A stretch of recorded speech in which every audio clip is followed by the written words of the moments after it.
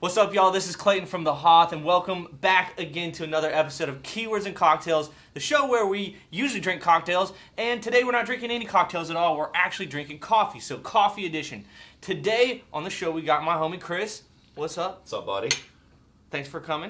Chris is the Director of Client Experience. Did I get that right? Yeah, you did. Okay, Director of Client Experience at The Hoth. And so we're going to be talking about a bunch of really cool stuff, specifically like how sales has changed over the last handful of years and how you can crush in your business with this whole new sales process and a lot of other cool stuff. So with that said, let's get into the episode.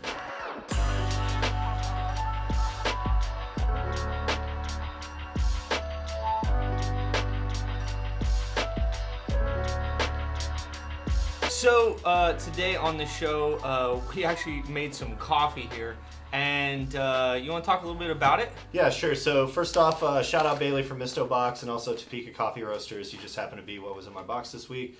We got a little bit of Colombia, the El Libano. Is that how you pronounce that? You used to live in Colombia. Libano. So, Libano? Yeah. All right, yeah, sure. So some whole bean coffee here. Flavor notes are cherry, cola, and brown spice, which I'm pretty excited about. All so, right. Okay. we got a Chemex here, a little bit of a scale for you coffee nerds out there. I've got 36 grams of beans and 600 grams of water. You might be like, how many milliliters is that? I don't know. My scale here doesn't do it. So, Dude, anyway, this is a lot. This is a lot of coffee. It is a lot of I've already coffee. had like 10 cups. I know. Today, so we do this all day long. Like we take our coffee real serious here. So with this particular coffee, what ends up happening is when you brew it correctly and you brew it nicely, you don't really feel like you need to put anything in it. So if you're going to a big box store and getting a whole bunch of cream and milk, sugar and whatever, you don't need to do that. So why don't you, since we're all done, why don't you pour yourself a first cup? Yeah, let's go for it, man. Let's go for it. And this time, you know, I usually make the cocktails and show off and whatnot, but this time, you actually made the coffee because you put me onto this. Yeah. And I have to say that it takes 45 minutes to make this freaking coffee. And I was like, is it really worth it? Like, why not just throw the coffee in a machine? Why go through all the trouble of having the filter, the grinding, and all that kind of stuff? Yeah, so for me, it's just being intentional, right? And that's going to be something we're going to talk a little bit more about in the episode. But I start every one of my days off by making a nice pot of coffee. It's basically like, I'm starting my day, I'm getting ready to be productive. I'm going to spend, it's not 45 minutes, it's like 10 minutes. I know, I grind my beans, I rinse my... It takes 2.5 hours for that. 2.5 but it's so good, Clayton! It's 2.5 hours you really want. No, but with this particular thing, like, you find that intentional way to start your day, and it locks you in, and you're like, all right, I'm here, I've got my cup of coffee, I'm going to take a sip. Cheers. Yeah. And that is very, very good.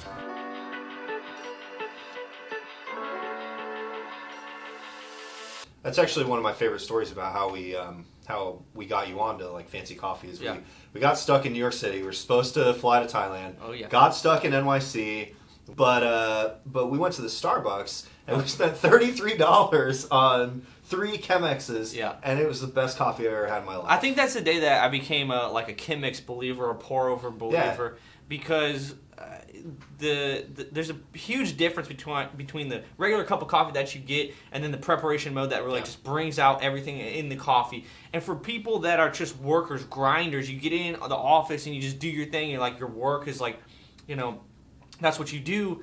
This is like a true joyous moment that you can do to like really improve your days. Like take a little bit of time and make yourself a super nice cup of coffee. And I became a believer once, you know, I tasted that. Yeah, so. My 2020 resolution for myself is just being more intentional and like being able to do this every morning with something that's so easy. It's just really a great way to start my day. So I love it, man. Also, this coffee's great. Yeah, so. It's great. So let's talk a little bit about, just real quickly, I know you as Chris, the Director of Client Experience, Head of Sales and X and everything, but most people don't know you. So let's talk a little bit about how you got to here, and then we can start getting into how that plays into, you know, how people can like really increase their sales and all that kind of stuff. Yeah, sure. So I'll tell a little bit of my story, but you can't make fun of me for having done basically a whole bunch of different things. Here's the problem. It's like you have done so much stuff. It's like this could be like a 40-year explanation. It really could. So we got to do this one short. Yeah. So long story short, I started out as like a butcher, which is kind of wild. Like, yeah, I cut meat. Know a lot about the grocery industry. Spent 12 years of my career at Publix supermarkets. Shout out Publix, love you guys. But within that, I spent my time in training and basically process improvement and so on and so forth. So I got to see a lot of different problems with a lot of different people in a lot of different systems. So everything from like anti-money laundering to how to receive product at a warehouse to doing like truck drivers and keeping them safe and doing leadership development. And then finally, I ended up with a different company doing training for sales. So my best friend knew some of the leaders at the Hoth really, really well, knew that I was kind of doing some sales training and that we were looking for somebody, and kind of talked with Mark Hardgrove, one of the partners. Obviously, you know him really well. And they were just like, hey, you should come interview for this company. So I sat down, interviewed, kind of talked about some of the things that I believe in sales, some of the people who had influenced me. Shout out Misty Matthews, shout out Sean McKay for teaching me a ton about sales when I worked for Equity Lifestyle. But long story short, I took what they had taught me and some of the things that they were teaching their sales team and brought it to the Hoth, because I think that there were some specific things that the Hoth had really good lead gen, had really solid products, but their engine in terms of closing down sales deals wasn't as intentional as it should have been, I think. And when we made those changes, we started seeing really strong revenue gains. I mean, we just had one of our strongest quarters ever for the company. So let's kind of like get into that and let's break down, because we on this show we talk about SEO and keywords and cocktails clearly, but keywords and cocktails, like the whole idea of like SEO and the content that we create and ranking is this idea of inbound marketing, right? We're helping people, but that also parlays into what we do with the sales process. So let's talk about that a little bit, about how that works and how the things that you were talking about, you said we could improve. What does that actually look like, and how could people like take that and actually implement it in their business? Yeah, so let's break it down. Sure. So I think the biggest thing is it's like, especially in SEO, and I mean you could argue PPC or social or influencer or whatever. Basically, any inbound strategy is, if I get more leads, I'm going to get more sales. Yeah. But like, if that were really the case, all of these people who are winning the traffic through like affiliates or link exchanges or whatever, they would be the ones who, I guess it's traffic exchange, not a link exchange, but they would just make all the money because they have all the traffic already. But that's not really how it works, right? It's not like leads don't just equal money. Yeah. If you thought leads equal money, then you can literally go to eBay and buy a DVD of 1 million email addresses, okay? There you go. There's like 1 million leads, right? I think people think like that. If I just get leads, they're just going to convert into sales. But it's not like that. There's a process that you take people through. Yeah, and I really like this idea of like being intentional with your process, because there are 4 major things that I think people confuse, and this was essentially the major strategy that I brought to the Hoth, which is a lot of people talk about leads, prospects, sales opportunities, and clients kind of all in the same sphere, and they're not. And so like so right now we're going to be breaking it down like exactly if you're in sales or whatever, your sales manager or you have a sales team, we're going to have to pay attention, because I see you about ready to light up on fire. Definitely. I got a lot to do. We're going to break it down. We talked a lot about SEO and stuff on some other podcasts and webinars and stuff, but once they're coming in the door, here's how you're going to divide it up. Yeah, so the first one that I think the Hoth, I think this is our greatest strength here in our business, but it's thinking about leads in terms of, these are people where we've captured their information, but they haven't introduced themselves to us yet. Okay. So it's basically like, we've got all these folks out there. We've got a big email list, like 300,000 people on our email list or something like that, like some crazy number. But the thing is it's like, I can't sell to those people. I have no permission. And this is something that we're going to talk about a lot moving forward, is this idea of like permission-based selling and adding value, where it's basically like, if I could just improve your life from having your email address, I would have already set up that business and no one would be sitting here right now, right? Yeah. So like what we look at with those leads is, we need to find a way to activate them in such a way that they want to have a conversation with us. So people come in, they're going to get the leads, and then after that, we got to do something to actually activate them. I mean, people might drive by your store, or they might be walking around your store, but that doesn't mean you can go out there and just like close them. Yeah. They need to start coming into your store. So let's talk about that part. Yeah, absolutely. So the thing, slow it down, because we're slamming through it. So one of the this stuff is important, because if you learn this, this can change everything for your business. I definitely think that if you are at a place where your business is ready to scale with a sales team, and you haven't thought intentionally through, how do I bring someone in from a traffic side to how do I make them a client, you're probably missing something. Or your CRM may be incorrectly set up, Yeah. or your salespeople may be calling the wrong people, or your nurture campaigns might not be set up correctly. Basically, if you're not sure and you can't articulate in a quick cocktail conversation like this, maybe not as quickly as I rattle stuff off, but Yeah. if you can't walk through how someone goes from lead to prospect to opportunity to client, you've got a problem. And so that's where, like, when we talk, even on our sales calls, like when we have someone who is ready, we're pretty sure they're ready to buy, and they're like, yes, I think this is going to be the way I'm going to win more traffic for our website.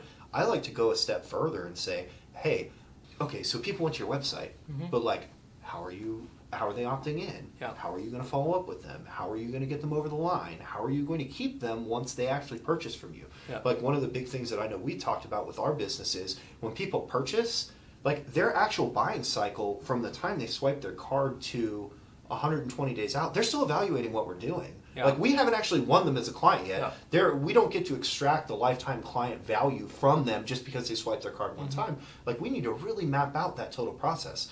And we think it was like 6 total months, I think, of when you went from lead all the way to getting all the way through the client experience cycle. Yeah, somewhere between like 90 and maybe 120 days, something like that. Most people fit into that So category let me in terms of the sales cycle. Let me walk through what that whole thing would be. Cool, 'cause I and think how that's somebody important. could implement it in their business too. Yeah, sure. So the first thing I think is I want to make sure that everyone has 4 definitions basically set out. So the first one is lead. A lead at the Hoth, and now you might set up your business just a little bit differently, but a lead at the Hoth is, this is someone where I have their email address, but they don't have an account yet. Because the thing for us is you have to have an account to be able to buy. And so we separate our leads versus our prospects, prospects meaning someone who might purchase, based on, do you have a Hoth account? Yeah. And so I can go to a conference and I can get 600 badge scans and emails and stuff like that, but until those people make an account, they're not close to buying. And for somebody that doesn't have like an account system where people set up, you might think about that a little bit differently. Yeah, sure. So like let's talk about somebody who doesn't have an account system or something like that. If they haven't opted in yet to whatever your opt-in is, they're still a lead. Yeah. Right? Does that make sense? Sure. So you can have all these people that you're trying to generate traffic for and whatever, but until you have that initial introduction, like basically, hey, I'm the Hoth, Clayton. Thanks for signing up to do business with us. Yeah. Until they get there, number one, we don't have permission to start selling them. And number two, they're not even in a place where we can even start to have that conversation. So basically, we need to have coffee first, interestingly enough, that we basically need to have coffee to talk about what our business is, to even see if this is a good fit. Does that make sense? And exactly. So it's like you might go out and somebody might opt in, but that doesn't mean like they're ready to buy it. You might want to invite them to something else. You might want to say, hey, you know what? Here's some free stuff. Here's some articles. Yeah. And then you might want to say, hey, are you interested in talking to us? If you want, you could ask us a question on this form. Or you could fill out this form and schedule a call with us. And at that point, they could pass to that next level. Yep. And one of the other things that I think a lot of places and like early fledgling marketers do is they look at the leads and they treat all their leads equally. And it's like there are major segmentation companies out there, Marketo, Pardot, HubSpot's got one, like the major players out there that'll help you segment that lead pipeline. So that way you're targeting like, hey, are you an agency? Hey, are you an end user? Hey, are you new to SEO? Are you an information gatherer? Do you own your own business? Like, you can get really granular in there. So that way that you're making sure, like, I know you like Colombian coffee. Yeah. So that's why I made sure to bring some Colombian coffee to our interview today. So I want to kind of break this down because it can get really complicated for a lot of people really fast, okay? So we started talking about segmentation and stuff like that, but for a lot of people that have just a handful of people in the organization, they don't have 320,000 leads. You know, it's important, I think, to understand the concepts of each one of these and just apply those. And then as your business grows, when it makes sense, then you can start segmenting. I mean, like, we could talk about this all day and get like mad nerdy. Way in there. We can go super nerdy about how, like, in our Pardot, we have all this marketing automation. We have behavioral segmentation. We have engagement segmentation. We have avatar-based segmentation. We have all these different things that are pretty crazy. But for the vast majority of businesses that are probably listening to this, I want to, like, make sure that it's not complicated with all this Sure. stuff, and they understand those steps that they need to execute. Yeah, and so I think when we kind of go into deep diving just a little bit, Yeah. we'll define what that lead is. So a lead Yeah. is basically, they haven't formally introduced themselves to us yet, Yeah. but we know who they are. Yeah. Does that make sense? Like Sure. we're aware of them. They're an acquaintance to us. Yeah. But they're not ready to be sold. And Somebody so that you might can have drill- dropped that card into a fishbowl Exactly. at a conference Yep. or something like that, but they haven't actually engaged with us to a meaningful level. Yep. And so, interestingly enough, what you just said in terms of like different sizes of different businesses, Yeah. some size businesses will maybe not have a very robust lead pipeline the way that we describe it. Yeah. Just because their first sign up might actually be an opt-in. So Yeah. basically every lead may become a prospect depending on the size of your business. Sure. And so that's where when we walk through this process, we'll kind of start with hey, if you're a real deep business and you've got a lot going on, this is about how deep you can go, and then we'll bring it back up and kind of talk about the next Yeah. one, which is, basically everyone in that lead spot, we're trying to get them into a place where we can have a conversation that might lead to a sale. Basically, I want to stab yourself? Yes, stab yourself, dude. I want to establish myself Yeah. as an authority Yeah. in that space, so that way you at least even want to hear what I have to say, so that way maybe we can find a way to be helpful. Yeah. And so that's a really good segue into the into the idea of a prospect. Yeah. And so prospects are people, and so we could talk about prospecting pyramids and prospect grading and all that stuff. That's not what we're getting into. But the idea behind a prospect is it's someone who's introduced ourselves to us. Yep. And the idea is we want to move them all the way up what we call our pyramid to where they want to have a sales conversation Yep. with us. And there's different things that are in that, right? Yep. We might have nurture campaigns, or we might have... And by nurture campaigns, we mean... By nurture campaigns, we mean we have automated emails that go out to try Yeah. and keep people activated. We're trying to tell them about new Google releases. We're trying to... News, updates, updates, value, value. tips, anything like that. Yeah. See, there's a lot of people like kind of miss this whole like nurturing step. People are like, click the lead and then I'm going to sell them. But actually, there's a lot of people that are they're just checking out the competition. They're checking you out. They want to see, is this the right Yeah. company for me? And there's a huge value in like just being cool with people. Yep. It's like going out to a bar and trying to get married on the first date. You got to. It might work, but you'd need a lot of leads. You're going to need, it's a much better approach is to start delivering value.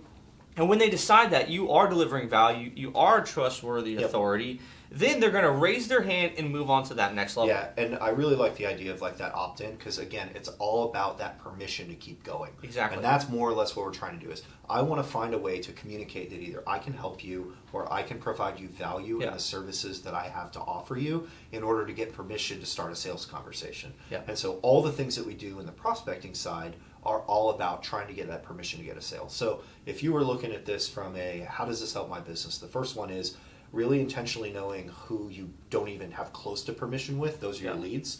Then the people who you're actively trying to get permission to sell, those are your prospects. Mm-hmm. And then once you get permission, those become your sales opportunities. And Yeah. now I want to breeze through sales opportunities because there's all sorts of data out there about integrity-based selling, permission-based selling, value selling, inbound market, whatever. Like that's just closing deals at that point. And so you can go, I really like Jeff Shore. He's awesome at that. One of the number one real estate people for closing deals. But basically your opportunities are people you're selling. It's the easiest definition. Most people get that one exactly. Mm-hmm. The most interesting thing about opportunities, though, is a lot of people don't think about that your top prospects are all your opportunities. It's like if we had a pyramid, it's the very top of it. It's the eye and the Illuminati on the pyramid, right? Mm-hmm. Those are your opportunities. It's the big stuff that we're going to make money on. And so when you think about those opportunities and that idea of that sale, a lot of people also look at, all right, cool, closed one, got the money, feeling good. All right, cool, on to the next one. That's not really how that works. And so the challenge there when you're scaling out businesses is, yeah, all right, cool, you closed your first sale or you closed that customer's first purchase. Mm-hmm. But who here is trying to talk about one-time only purchases for their clients? We're talking about lifetime client value. Exactly. And so one of the most difficult things that people forget is they cut off their sales cycle at the end of opportunity. And that's not how it works. People are constantly judging your brand and constantly telling you hey, I'm comparing this against what I thought my value was going to be. And it was awesome for the first 30 days, but my next 60 days sucked. What's up with that? And then they turn away and you never hear from them again. Exactly. So with most businesses, there's a trust building phase that most people go through before they decide that this is my brand. And so, for Publix supermarkets specifically, like, it's one of the most trusted brands in the Southeast. It's easy to talk about them because, like, they're a dominant force in the area that we operate. But the thing for them is, it's like, they're not even trying to talk about how do I get more clients in the door. They're trying to say how many people are going to say that's my Publix, because they're way past initial sale. And so while for businesses that are building, it's important to know who are my leads, who are my prospects, how do I close my opportunities, and what does my initial close look like, we need to at least make sure that we've got that next 90 days planned out while people are still comparing the value that they're getting against what they paid for your product. I mean, if you can nail that last part where after you close that sale, the relationship doesn't stop, I mean, that can triple, quadruple, 10x your business. Absolutely. Because lifetime value is so much more important than, well, maybe not more important, but it can be an extreme amount of value that can make everything else make sense in your business, from running paid traffic to what you spend on SEO, what you pay on marketing. Because if you look at the lifetime value of a customer, I mean, it could be exponential in comparison to that first sale. Yeah, I completely agree, and that's one of the things that I really like when we teach our salespeople about how they need to approach sales. It's all about, a lot of people like to say, well, I want to go above and beyond, or I want to provide service, but it's like, nobody knows how to define that. It's like, what going above and beyond is for you is different than going above and beyond is for me. Mm-hmm. So what I used to teach, or what I still teach, I guess, is this idea of you need to find somebody's story and you need to find a way to be helpful. Okay. And so when you're able to do that, that's typically the initial sale. That's how an opportunity turns into a client. Is someone trusts that you can provide value, you've communicated how you're going to provide the value, and the person agrees that that value fits in with whatever product or service that you're offering. Then people are comparing that value to what they actually got, or the perceived value that they thought they were getting to what they're actually getting, and then they're deciding if they're going to continue with your services or not. Yeah. And knowing, like, we haven't talked about CRMs, we haven't talked about email strategies, we haven't talked about product differentiation, we haven't talked about that. None of that matters. It's just this framework of, is my business set up? Are the blueprints for how I'm going to build my engine detailed and intentional enough that when I go in to choose the parts to build what I'm going to build this foundation with, that they fit together in a meaningful way? And a lot of people are just like, man, I've got a lot of leads coming in, I need a CRM. Let me get on HubSpot, let me get my stuff going. All right, cool, I got an inbound marketing plan now, we're good. No, we didn't intentionally think about the client journey from start to finish. And like, we could go into probably for a half hour, we could talk about all of these businesses that have found ways to generate value through a client journey where someone else may have stumbled. And one of my, just a quick example is Chewy.com versus Amazon. Chewy has been able to cut into Amazon's pet sales because when you call up Chewy, it's 2 rings and they answer your phone. And good luck with that on Amazon. Now look, Amazon has other competitive differentiators. They're a juggernaut for a reason. But Chewy was able to find this place that Amazon wasn't providing unique client value, and they just swooped right into that and started getting into that vertical because their foundation was built strongly. Yeah. So let's really break it down to make wrap that all together, and break down each one of those 4 things and what happens in each phase, so people can really understand really clearly. Yeah, and I like the way you're thinking about that too, because even when we drew this out the first time when we kind of blueprinted this was what we think it is, what it looks like, what it sounds like, and what it means for us. So we can go through kind of those 4 things. So the first one is, a lead is someone who we've never talked to, they've never engaged with us, and they don't have an account. So it's typically an email address within our CRM. Mm-hmm. They're literally just an email address and some numbers. We never talk to them or whatever, right? Yeah. So they're a person wandering around the store. Yeah. They're a person that they say, I'm just looking. Well, that's whatever, my joke, right? Is everybody is in your funnel depending on how big your funnel is. Like my funnel has 7 billion people in it. How many does yours have? You know what I mean? Like it just depends on how big. So what we're saying is that at least we have your email address. That's a lead. And the idea is, what that sounds like is, I met you at a conference, or I've heard of your stuff before. Somehow you've gotten my email address. I've opted in somewhere, but I don't have an account yet. Yeah. That's a lead. Okay. And so the idea, what we're trying to do with that lead is we're trying to get them to introduce themselves to us so we can start showing them value. Okay. Right? So next, prospects. What prospects look like? Prospects look like people like, I go on your website and I check your blog for information. Mm-hmm. I'm currently receiving your emails and opening them. Mm-hmm. I'm showing through whatever tracking software that I have that I actually do that. I am actively talking to a salesperson. Yeah. Or I have purchased. I scheduled a call. I scheduled a call. Like Yeah. that's a great one for us. Just to ask That's some immediately questions, a maybe. prospect. Yeah, exactly. I might have just. I'm not ready to Yeah. buy, but I might just have some consulting questions, like Yeah. how does it work? Yeah. Do you have any advice for me? Something like that. Yeah, exactly. So anyone who's watching this video could be a prospect. Yeah. So long as they are signed up with our stuff, everyone who's here in our pyramid is a C prospect. All right. So how do people go from prospect to an opportunity? Bingo. So as soon as we recognize two things as how you go from prospect and you're interested in hearing more about our services to becoming a sales opportunity. The first one is you have to indicate that you're interested to buy. And the second one is you know what your budget is, or at least you have an educated guess. Yeah. A lot of people don't know that, I need a $1,000 a month SEO campaign or a $3,000 a month, but they know there's somewhere in there. And you will know, and your salespeople will specifically know when they get on the phone and they're like, yeah, so tell me about your goals, tell me what you'd like to achieve, so on and so forth, and they smash that out of the park. And they're like, all right, so tell me a little bit about your budget and kind of what you've got for your digital marketing. They're like, that's not a prospect, or excuse me, that's not an opportunity yet. Yeah. That's a B prospect in our pyramid. But long story short, is when we hit those two things, when I know what your budget is and when I know that you want to buy, that's when I know we have a sales opportunity. Cool. Then after their opportunity, we move to the next stage. We try to get into the next stage. Try to get into the next stage. Yeah. So for us, we have a pretty specific opportunity cycle. We have intent confirmed. If somebody needs a proposal, we have proposal needed. They have their reviewing proposal. Then they have. There's a lot of steps inside that opportunity. A lot of steps inside it. But there's a ton of information about how to set up opportunity cycles. Yeah. That one's a pretty easy, like, how do I set up my opportunity cycle? And there's a lot of trailheads in Salesforce or whatever that's free to go take a look at. Yeah. Then the last one is commitment given. Basically, they have indicated they're ready to buy, and then basically we just need to get them to swipe their card. Yeah. But like that was a really key learning for us. Is it's like while you can go look up what the opportunity cycle is on the internet, and you can go see really easy descriptions of how to set it up. Yeah. A lot of people aren't talking about that. People are still assessing your value even after they've made their first purchase. So then that's that last step. And that's that last step. But the last step isn't like we're done. No, the That's last exactly step is what not you're we're done. People become a client, and then they're still in an evaluation stage. Yeah, they are in an evaluation Yeah. stage. What we found is that they're in an evaluation stage for at least 90 days. Mm-hmm. And we're not going to get into our exact metrics for our business, but long story short is there is a huge opportunity in focusing huge client experience points in that first 90 days.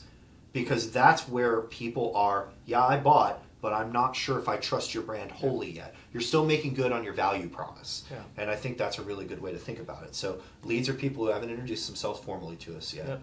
Opportunities are people who... Prospects. Prospects are people who've introduced themselves. Yep.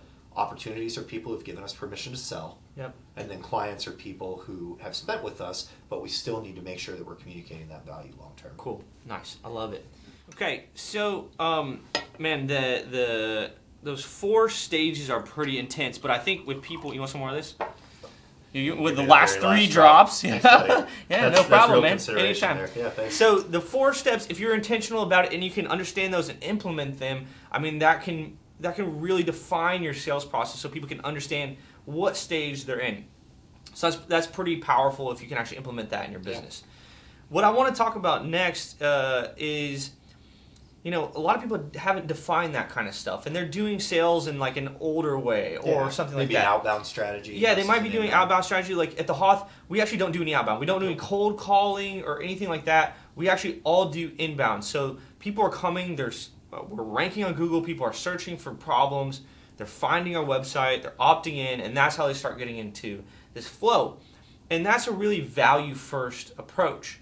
And that's possible because of the internet, because people are searching, Well, what you just described is exactly how Google functions, which is Yeah. people need questions answered. They look for trusted sources to answer them. Yep. They point traffic to those trusted sources, and then it's up to those trusted sources to make sure that they are delivering on them. Yeah. And like we could talk about return rates and all that stuff about how that influences how Google prioritizes where you're at, but that also extends into your sales strategy. Yes. Like Google doesn't just sit there and just pepper out like, hey, here's 100 different websites that you could think about that maybe might answer your SEO needs. Good luck finding the right one. We'll catch you a little bit later. That doesn't sound like a good client experience, right? Well, that's basically an outbound strategy in a nutshell, yeah?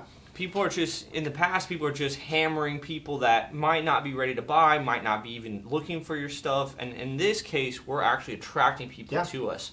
So I want to talk about what does an actual sales call sound like versus what does our sales call sound like? What does an inbound sales call sound like versus people that are executing like outbound or in more like old school way of doing things? The major difference between outbound and inbound is this.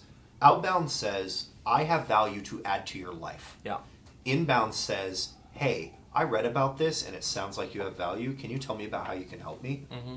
Like, that's way easier, right? Yeah. For me to sit here and tell you, hey Clayton, let me tell you how I can how I can help your business or improve your sales or whatever. I'm hanging up right there. Up. Why do you want to hear that? I don't answer phone calls. I hardly answer texts. I get a million messages a day.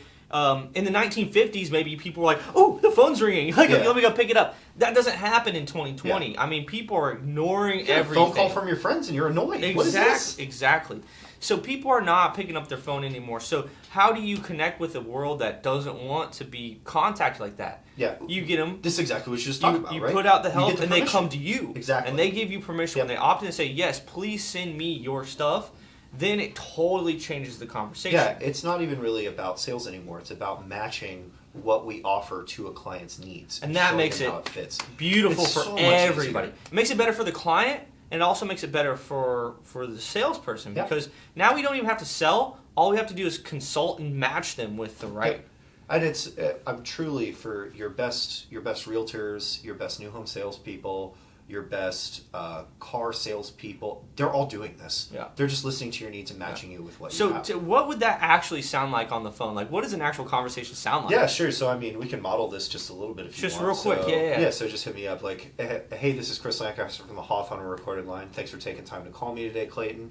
Tell me a little bit about your website and what you're looking to achieve. See, like, even from that first part, you're asking me questions, you know what I mean? Like, not just like, hey, I have something for you, it's this. I got lots of stuff for you. We got 20 different products I can sell you. I mean, but like, why would I ever start with, hey, here's our price sheet, here's all our white label reporting, let me tell you which one fits for you. It's just, what do you want to achieve? Because what you hear sometimes is it's like, maybe people want content, maybe people want link building, maybe people don't understand SEO, maybe they're still doing link exchanges, maybe they want to talk about black hat links. I may not be ready to buy. I say, hey man, I've been reading some of your blogs, and I've tried SEO in the past, but it hasn't really worked out. I don't know why. Yeah, and so what we do is we just take a look. We're like, hey, tell me your website. What's the website that you did that SEO work for? And then we can go dig in one of the tools, whether it's SEMrush, Ahrefs, or whatever.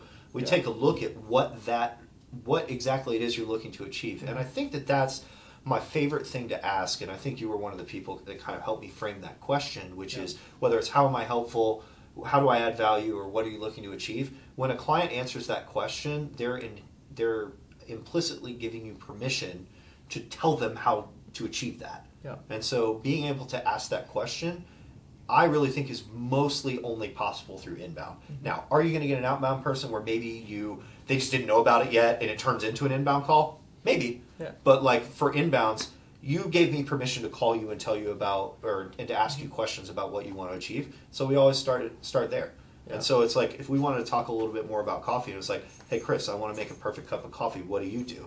And I would be like, all right, tell me what you're looking to achieve. What do you like your coffee to taste like? Mm-hmm. How do you like your coffee method? Do you want it to be real quick? Because we've got an espresso maker in a different room. You know what I mean? Mm-hmm. Like, what do you want?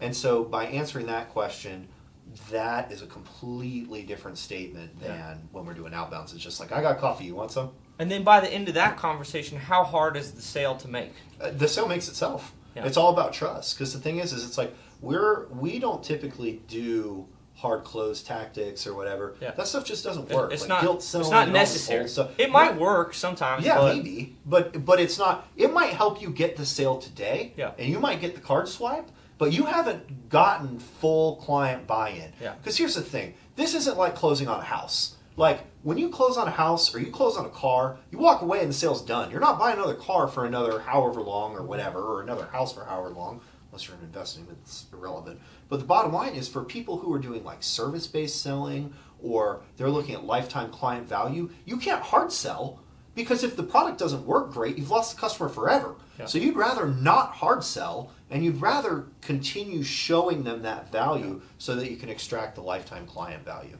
Yeah, man. I like that a lot. Yeah, and I think that setting that up from an intentional pipeline perspective, Yeah. that's the part when we say a lot of people stop at the sale. Mm-hmm. That's why they stop at the sale, because they're not making the next connection. Yeah, that conversation, that sales conversation is totally different than an outbound. It's a consultative, and the sale makes itself. But if you take that idea a little bit further, the sales call doesn't end there. Doesn't it end actually just keeps continuing on, because once somebody buys from you, the likelihood they could buy from you again is Way higher. yeah, way higher. Way higher. If you treated them right through Yep. that process. So, one last question is like, what do you think after they close as their first sale? What is the best way to cultivate that like really long-term client relationship?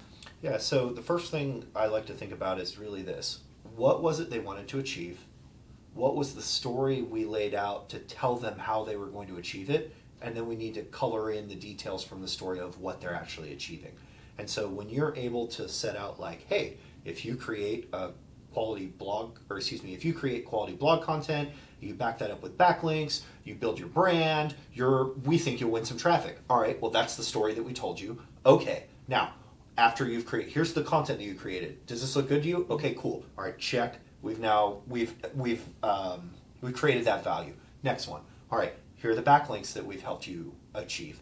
Does this look right to you? All right, great. We've told that story. Next one. Let's take a look at your metrics. Are you starting to win the traffic that we told you we thought you were going to win? Mm-hmm. Okay, great. We're telling that story. And by whether we win or lose or did win the traffic or not, that's not relevant. People were actually in the process the whole way, and they didn't feel like it was like, well, I spent my $1,000 and I didn't get anything for it. Mm-hmm. Where to go? But instead, we continued this line of conversation it wasn't just, hey, I made my purchase, catch you later. Yeah. We've got a client experience team that's going to go talk to you. Yeah. I'm the sales guy. See you later. We don't do that. We're going to be with you the whole way while we're helping consult with your business. Cool. So. I like that a lot. Okay, guys, this is the last section. It's going to be a super fun one. This is where I give Chris a bunch of rapid-fire questions, and you have to answer them really quickly, which I know is impossible for you. I know, because of this is the most dense podcast we've ever done. But I have some questions here, and these are questions that were made by your team. I have not actually seen them yet. Yeah, I haven't seen them either, so I'm a little nervous. So if I'm showing a little bit of color, this is gonna be pretty fun. So, are you ready? Yeah, let's do it. All right, man, let's do it. Okay, rapid fire. You got to answer. All right. Okay. What is Sunshine Games? Sunshine Games is a small business that I run with a couple of my friends, Colin Kaiser and Ben Stevens. We sell Magic the Gathering, Pokemon, and Yu-Gi-Oh! Nerd. Yeah, alert. I am a nerd. Hey, man, we were just shy of $1 million of revenue last year. We're crushing it out in a tough industry. We're running brick and mortar. But one of the things that's really great about having that small business is when we have the client calls that are like, hey, tell me about Hoff Local, or tell me about how to do local GMB. I'm like, I got you, fam, because guess what? I run a local business too, and let me tell you what works for me. So Nice. Okay, one's got to go Magic the Gathering, Pokemon, Yogoi. Oh, you don't even know how to say Yu-Gi-Oh? Yu-Gi-Oh! Dungeons and Dragons. Which one's got to go? For me, D&D, because D&D players don't spend money in my store. Okay, also Nerd Alert. Number 2. What is the most important characteristics of a salesperson/client experience? It's being helpful, and a lot of times what I look at it seen or written is this idea of a servant's heart. And so when our client experience team members feel like an attaché or an extension of your business, that's where they crush. I agree. Like, that's where real value is. I agree. Okay, next one. What Star Wars character would be the best salesperson and why?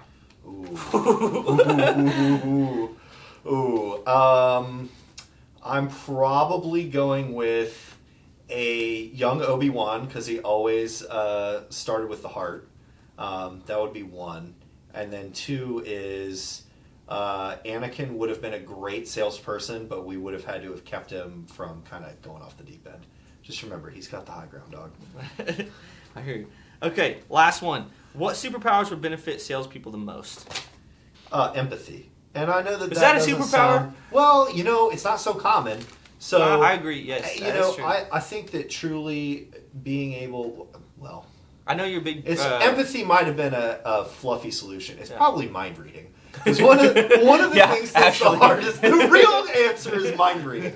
And the reason for that is a lot of people just don't know what they need. Yeah. And it's up to us to make sure that when they say, I want to achieve blank, where it's like, oh, okay, if I get more traffic, that means more sales, right? And, well, maybe. And also people have been conditioned to not tell salespeople certain things Yeah. because they've been beaten down by salespeople Yeah. in the past. And when you come with that empathy, maybe you can cultivate this different relationship than they're used to. And I think that's actually one of my favorite things that we do here at the Hoff, which is we'll hear people who want to rank for just the most competitive keywords of all time. They're like, yeah I got $500 a month. And I'm just like, look, I want to make the sale. I'm held accountable to revenue numbers. But it's like, I'm just lighting your money on fire. I would rather not do that. I'd rather get you some content.